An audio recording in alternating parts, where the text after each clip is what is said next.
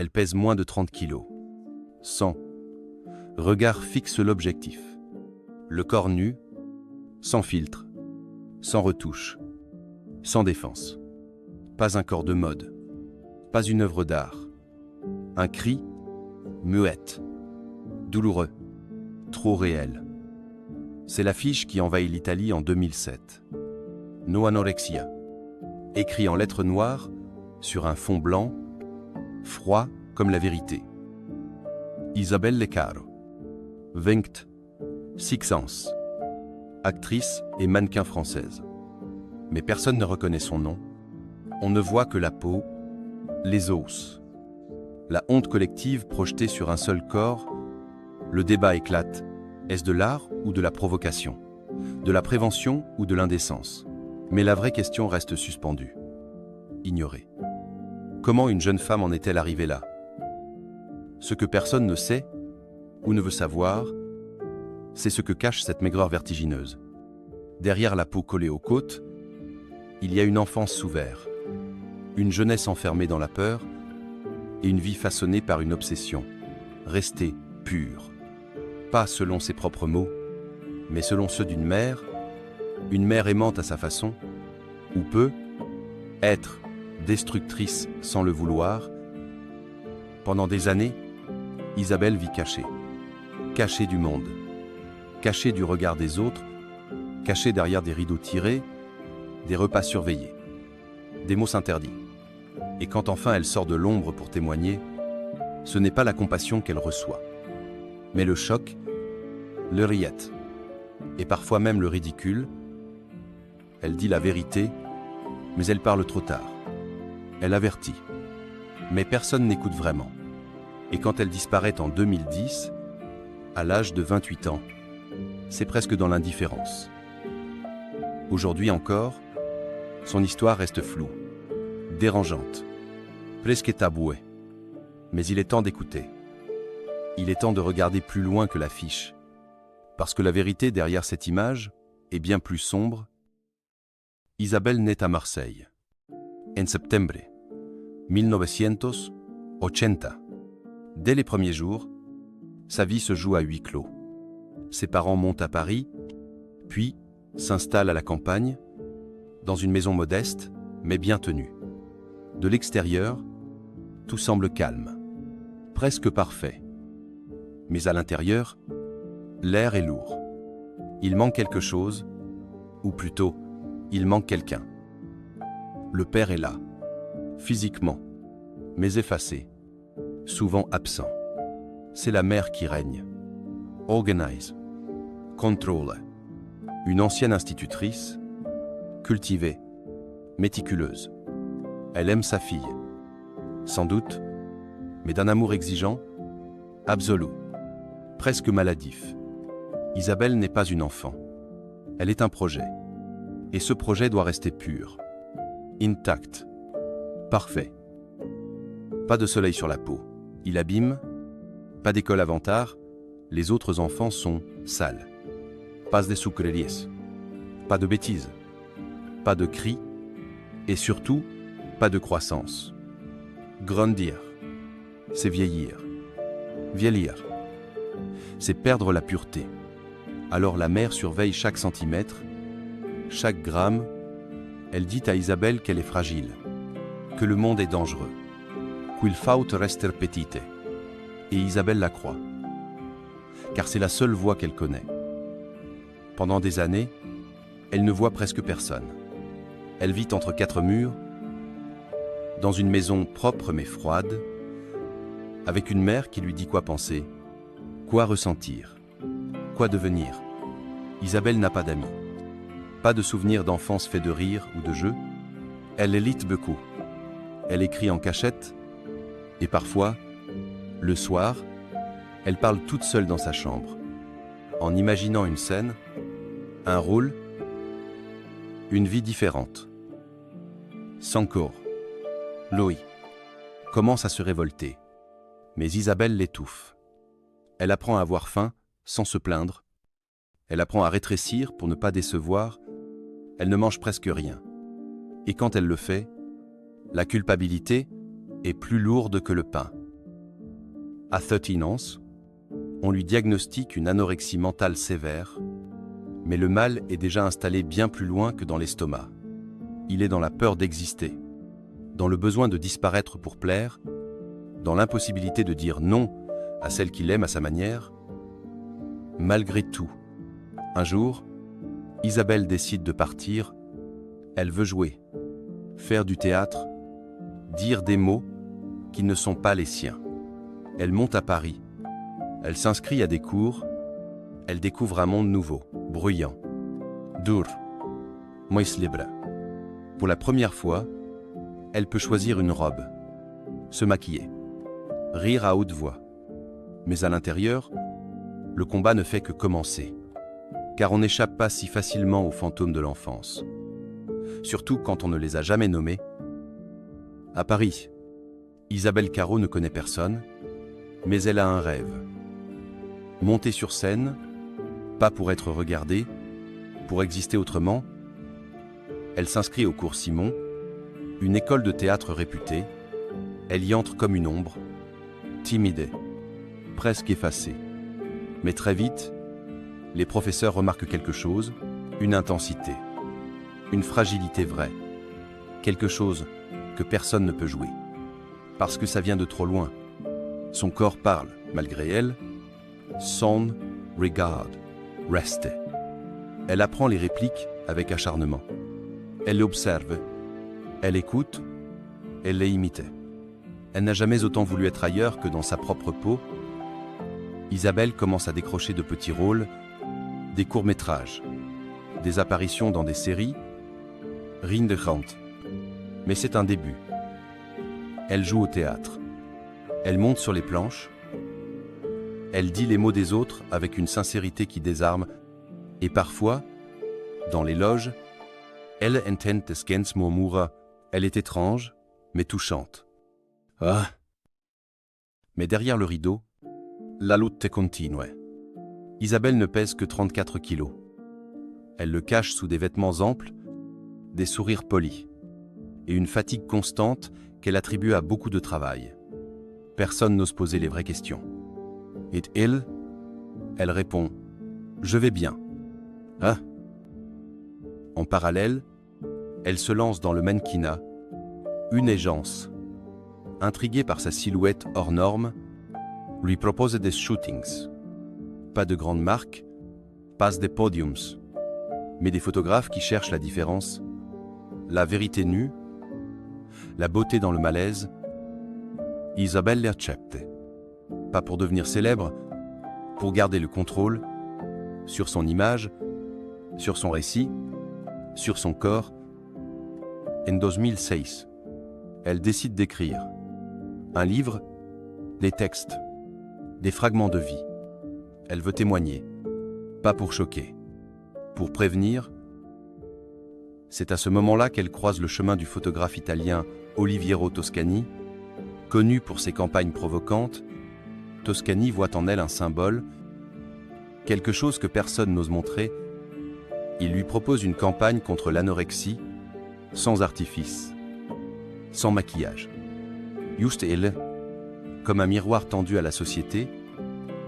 Isabelle hésite, puis accepte, parce qu'elle sait que son corps parle plus fort que ses mots, parce qu'elle n'a plus peur d'être vue, parce qu'il est temps, pense-t-il, elle, que le monde regarde en face. La campagne sort en 2007, c'est un séisme. Les affiches couvrent les murs de Milan pendant la Fashion Week. Les médias s'en emparent. Les débats enflent. Certaines associations crient au scandale. Des politiciens dénoncent la glorification de la maladie. Mais Isabelle, elle, dit seulement « J'ai voulu montrer la réalité, parce que je ne veux pas que d'autres vivent ce que j'ai vécu. » Hein? Pour la première fois, elle a l'impression d'avoir une voix, mais elle ne sait pas encore qu'en devenant une image, elle vient aussi de se placer au centre d'un tourbillon qui ne pardonne rien. Après la campagne, No Anorexia, Isabelle devient une figure publique. Elle est invitée sur des plateaux télé. On l'interroge, on l'écoute, on la regarde, mais on ne l'entend pas vraiment.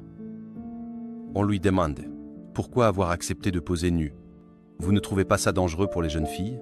Yamais, comment allez-vous? Qui a pris soin de vous? Quand vous étiez enfant ?» Elle répond avec calme, toujours polie. Mais à l'intérieur, elle s'épuise. Parce que parler de sa douleur, c'est la revivre. Et parce que maintenant, elle n'a plus le droit de faiblir, elle est devenue la fille anorexique. Un rôle qu'on lui a collé à la peau, elle ne peut plus jouer d'autres personnages. Elle ne peut plus grossir. Elle ne peut plus guérir sans perdre son identité publique. Chaque interview la vide. Chaque apparition est une mise à nu supplémentaire. Elle dit « Je voulais alerter, mais j'ai l'impression d'être devenu un spectacle. Ah. On me prend en photo, mais personne ne me regarde vraiment. Ah. Autour d'elle, peu de soutien. Le monde du spectacle s'éloigne. Certains disent qu'elle n'est pas bancable. D'autres craignent d'être associés à la polémique. Ses tentatives pour continuer à jouer se heurtent au silence. Le téléphone sonne moins. Les rôles se raréfient. Et le poids continue de chuter. Elle entame une psychothérapie. Elle écrit beaucoup. Elle tente de renouer avec son père pour rester distant si longtemps. Mais les blessures sont profondes et le pardon, incertain. Elle parle aussi de sa mère. Dans ses textes, elle évoque une éducation strictement contrôlée. Des années derrière des rideaux tirés, une peur constante d'être impure. Mais jamais elle ne la condamne. Seulement une phrase qui revient souvent. Ma mère voulait mon bien. Mais à sa façon. Ah. Je crois qu'elle ne savait pas ce que c'est. Laisser vivre. Ah. Isabelle se bat. Contre son corps, son passé. Et désormais, contre le regard public, celui qui l'a porté et qui, lentement, l'écrase. En 2009, elle est tombée gravement malade, une pneumonie. Elle est hospitalisée plusieurs semaines. Son système immunitaire est trop affaibli pour résister. Mais elle s'en sort. Physiquement. Du moins, elle revient à la télévision, toujours le même corps, toujours le même message. Mais quelque chose a changé. À ses yeux, il ne brille plus. Il regarde au loin, comme si elle n'était déjà plus tout à fait là. L'hiver 2010 est particulièrement froid à Paris. Isabelle revient du Japon, où elle a donné quelques interviews. Elle parle lentement, le soufflet court. Mais toujours, elle insiste. Je vais mieux. Yetinsborn. Personne ne sait qu'elle lutte pour se lever le matin, qu'elle a du mal à avaler, même l'air, que son cœur, parfois, ralentit sans prévenir. En novembre, elle disparaît de l'actualité. Plus de nouvelles, plus d'apparitions, juste un silence. Épais, étrange. C'est la presse italienne qui parle la première, puis les agences françaises confirment. Discrètement, quelques jours plus tard, Isabelle Leccaro est morte. À l'âge de 28 ans, dans un hôpital à Paris, la cause exacte, jamais vraiment clarifiée. Des complications. Une infection. Un corps trop fragile peut être pour continuer. Mais au fond, personne n'est surpris. Et c'est peu être ce qu'il y a de plus cruel. Elle l'avait annoncé, depuis des années, pas comme une menace, comme un avertissement. Un appel, elle avait tout montré, tout dit, avec une franchise rare, presque brutale. Et pourtant, au moment où elle s'éteint, le monde tourne la tête. Quelques articles, quelques somares. Puis, plus rien. Son compagnon de l'époque confiera qu'Isabelle avait sombré dans une grande fatigue, une lassitude que rien ne semblait pouvoir apaiser. Il dira aussi qu'elle portait encore, jusqu'au bout, le poids d'une enfance jamais vraiment quittée. Un mois plus tard, Sa mère met fin à ses jours. Personne ne saura jamais ce qu'elle a pensé en apprenant la mort de sa fille. Personne ne l'a entendu pleurer, ou s'excuser, ou se défendre. Elle est partie dans le même silence qu'elle avait imposé à Isabelle. Pendant tant d'années, à l'enterrement, peu de monde. Quelques proches, quelques collègues, et ceux qui, en silence, avaient vu en Isabelle une vérité dérangeante, mais nécessaire. Pas de discours grandiloquent, pas d'image de foule en pleurs, seulement un cercueil blanc, posé dans la terre froide, et une brume qui ne se lève pas. Aujourd'hui, peu de gens se souviennent du nom d'Isabelle Caro, son vie Sacha.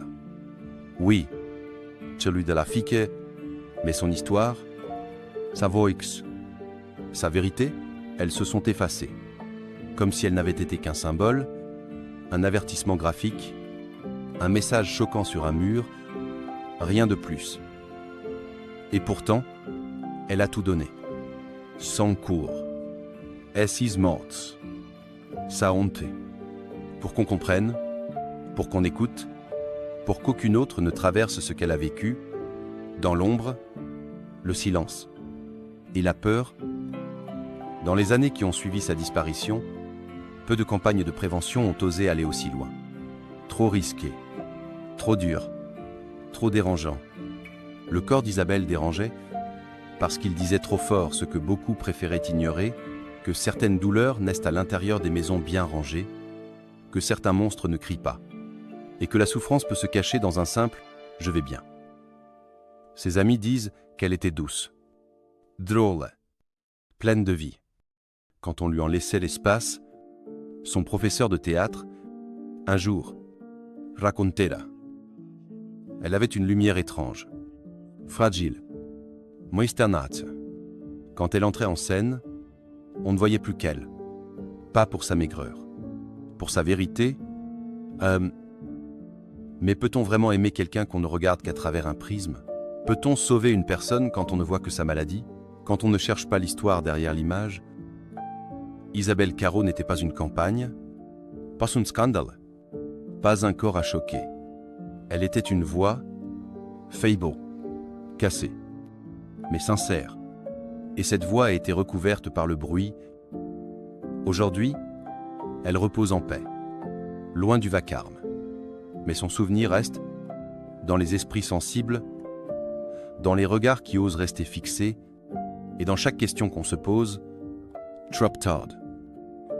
Parce qu'au fond, peut être qu'on n'a jamais vraiment voulu la comprendre,